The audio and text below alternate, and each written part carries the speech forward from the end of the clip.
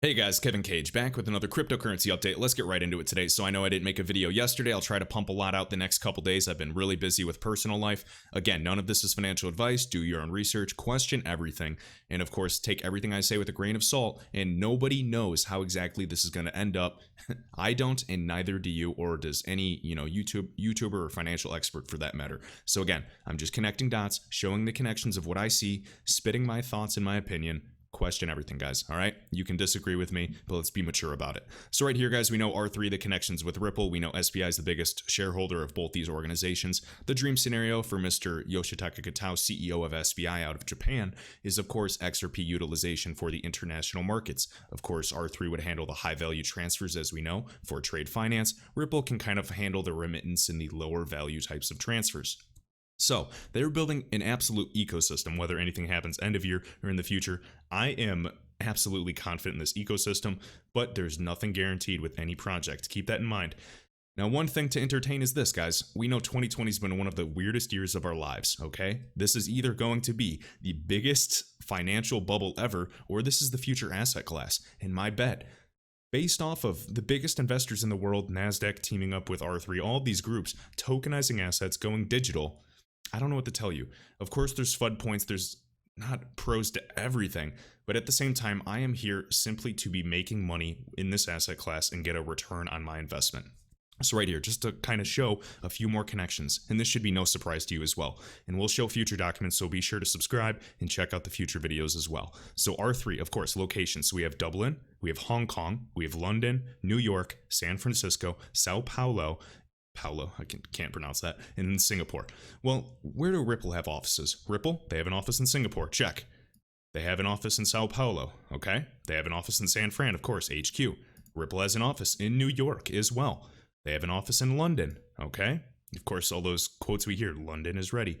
Hong Kong, now, I do not know if Ripple specifically has a Hong Kong office. I'll have to check. I just know that, again, Ripple's partner in Amex joint venture, American Express's joint venture partner, Lian, is based out of there as well. They're Hong Kong based.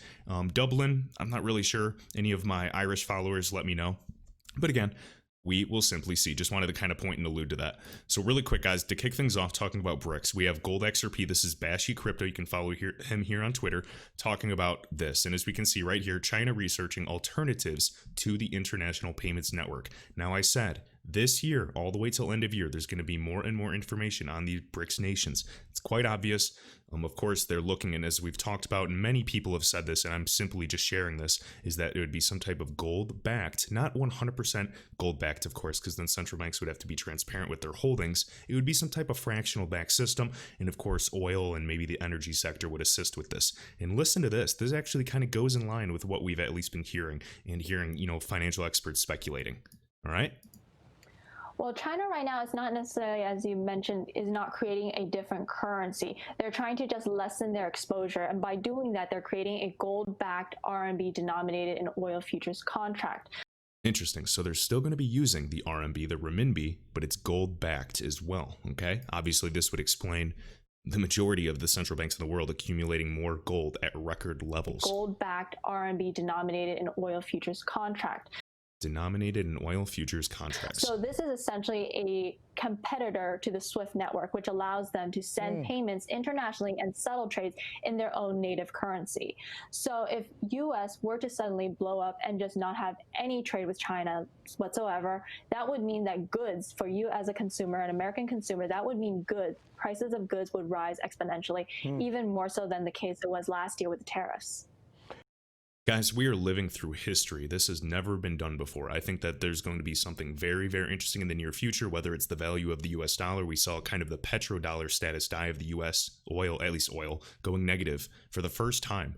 So we will simply see. I know many are predicting some huge market crashes in the future, whether it's predicting, the US dollar status kind of going down, doing one big crash, and then trying to recover before the election, whether it's the equities market and the stock markets going down, or even real estate going down.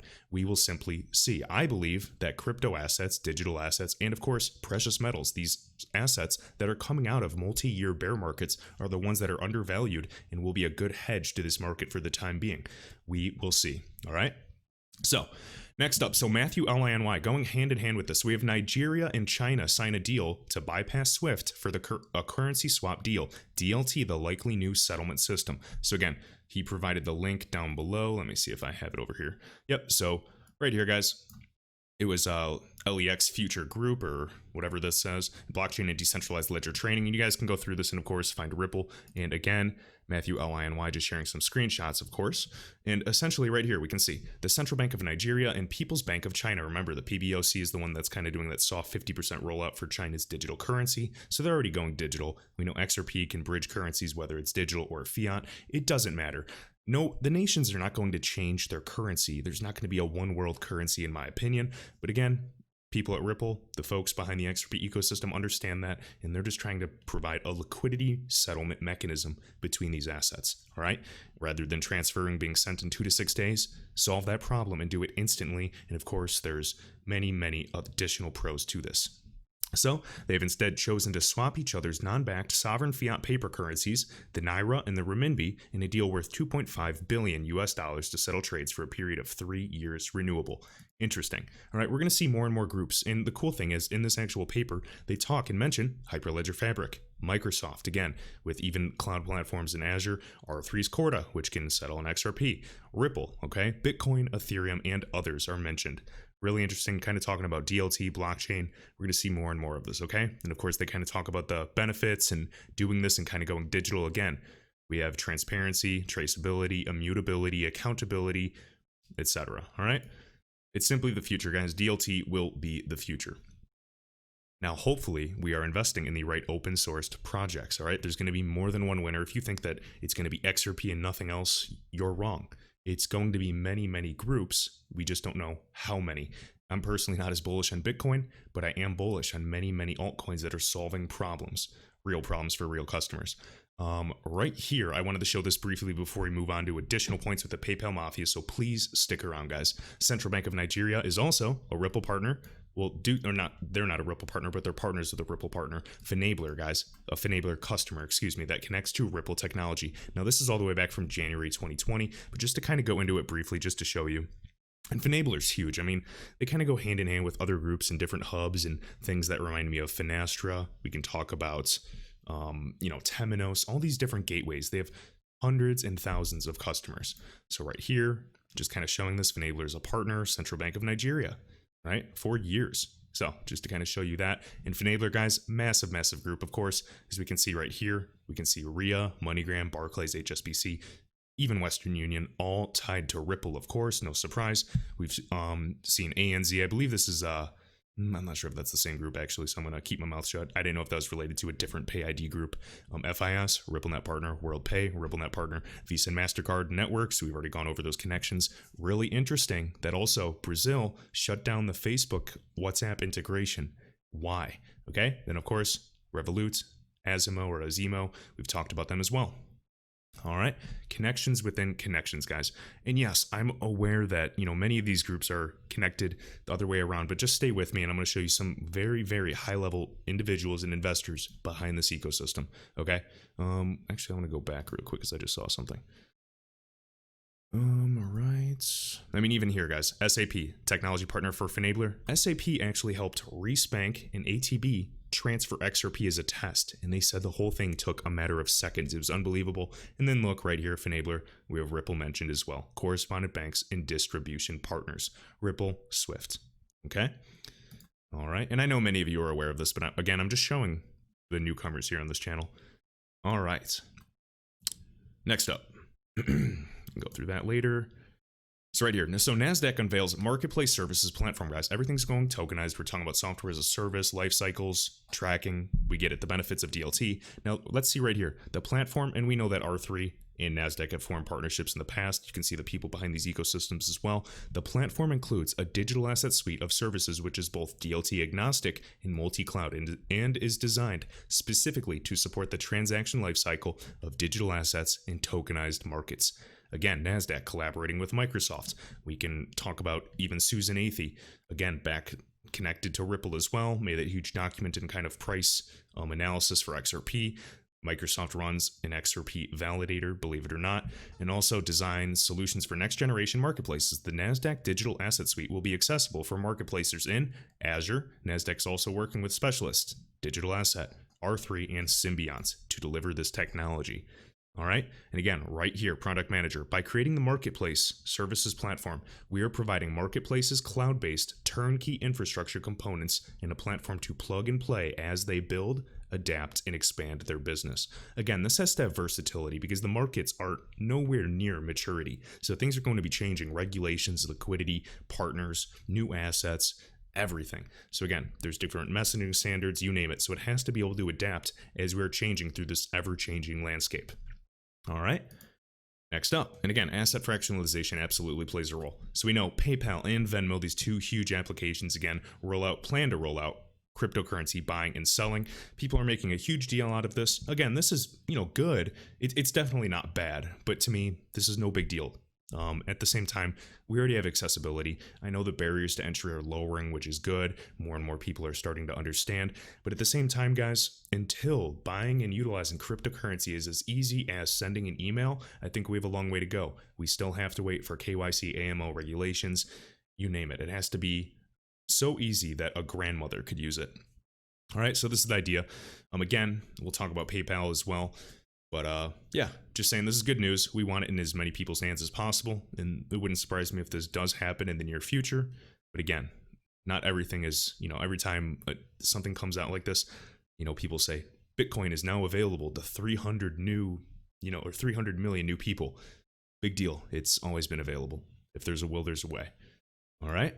Next up, so let's talk about the PayPal Mafia really quick, guys. We have Peter Thiel and Elon Musk a lot when they're their younger days. And of course, we know their groups. We know some of the founders went on to build LinkedIn.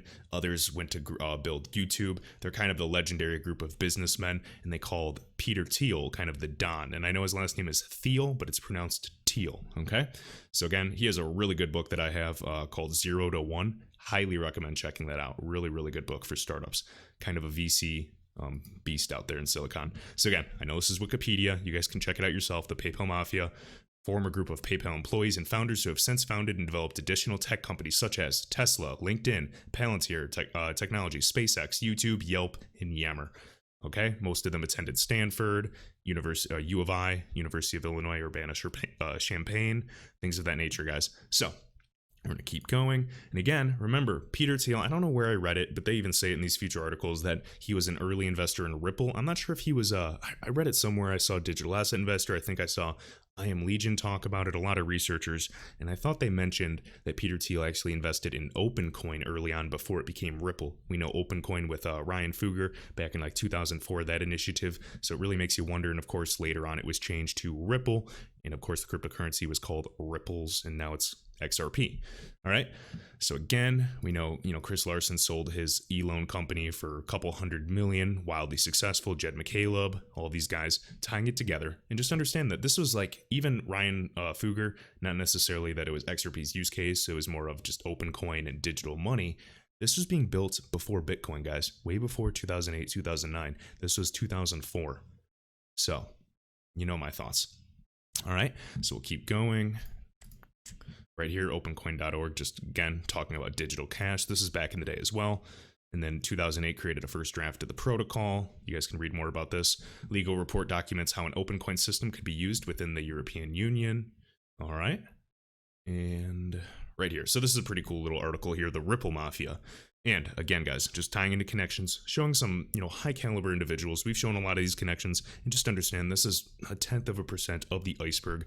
It's so hard to just do a video and, try to share quality information when the only way to do so would have an 8-hour video of all the, information from the past few years, guys. You have to do your own research. We can even talk about, again, David Chaum, what was it, Elixir? I mean, all of this, guys, they date back. There's some high-tiered individuals that many people know nothing about. And that is why I'm just backing some of the protocols that have the highest level of backing from the people. I'm investing in the people and, of course, the protocols. All right, so we'll just kind of speed through this. So again, Ripple and numerous influential individuals. So, of course, Bill Clinton, Donald Trump, Peter Thiel, powerful organizations, IMF, Google Ventures, one of the first investors in Ripple, and the U.S. Federal Reserve. Think of, Greg Kidd as well. So, enabling the world money to move as fast as information. Ripple, of course, this is older, of course, but talking about gaining traction and being incorporated by the huge names like Temenos, guys, that's like 3,000, financial institutions right there. Started developing Ripple in 2004, as I said. In 2012, it was turned into OpenCoin Inc. by Jed McCaleb, Arthur Brito, David Schwartz, and Chris Larson. A year later, the company was backed by some of the best-known venture funds in Silicon Valley, including Google Ventures, Peter Thiel, again, one of the first investors in, Facebook as well, co-founder of PayPal, and of course, that huge firm, Andreessen Horowitz, one of the biggest digital asset kind of funds in the world. Why am I blanking on their name? A guy and a girl, basically related to Andreessen Horowitz managing that fund. Chris Dixon, yep, that was it. And then I'm forgetting about the woman's name. But again, the company that sold Skype to Microsoft for a whopping $8.5 billion. So again, guys, Peter Thiel of the PayPal Mafia, Elon Musk, even thinking of the Mobi, with IoT integrations. It's all right in front of you guys. It's just unbelievable to see how deep this can really go.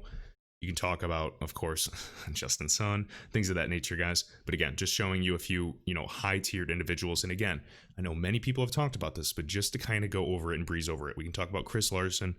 That alone should, just leave you convinced that they're in good hands. Of course, you can talk about the Bill and Melinda Gates Foundation ties as well. We can talk about Hyperledger, ILP, Interledger Protocol. We can talk about, again, Susan Athey, a senior economic consultant to the Microsoft and Ripple's board member, is another key player.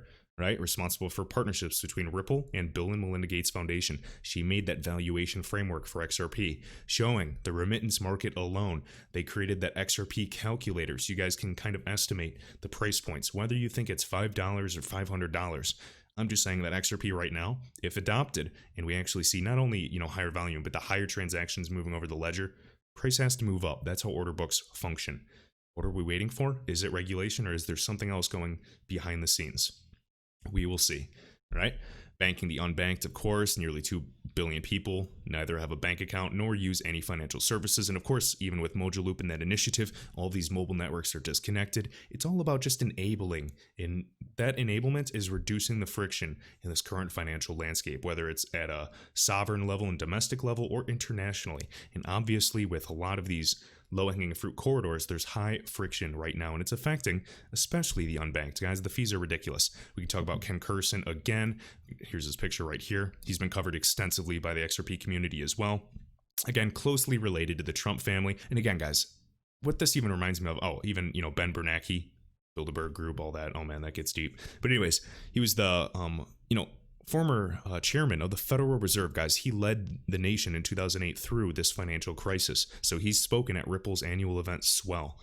Again, to me, that means something. Maybe not to you, right? CME Group makes me think of Miguel Valles, Digital Currency Group. It just goes very, very deep, guys. And I feel like there's not even one article that covers all of this information. You can see the banks that are investing in this protocol. You guys can talk about, UBS, another RippleNet partner, and their utility settlement token, and say, everything's an XRP killer. No, guys, the truth is that even RippleNet partners are going to be still making their own walled gardens for their own type of permissioned purpose, okay? There may be higher TPS and scalability, but again, an open level playing field is the one that will win, or at least what I believe will win the most. Just like the internet was adopted, I think that we have the same shot. All right, with the XRP ledger, at least facilitating transfers of cross currency, guys. Again, the most liquid assets have the best chance in winning this race. So I think that is exactly what they're building. They're building an ecosystem. It's not all about the hype. Granted, some of us in social media are kind of spreading that. For me, I'm sharing my honest thoughts. And sometimes, yes, I get absolutely excited because to me, I just have little doubt, guys. I essentially have zero doubt. And that was not a quote created by the XRP community. That was said by many people within Ripple as well. All right. So we'll keep going. Again, just do your own research and look into that. Right here, even James Rule XRP sharing central banks and payments in the digital era. More and more economic reports by the Bank of International Settlements coming out June 24th, 2020. I mean, it's quite evident, guys, this is where we're going. Everything's going to be digital. So tokenization is a big deal. We know even with Securitize, Coinbase and Ripple invested in them. We know SBI is working with Securitize. They can tokenize assets relatively quickly.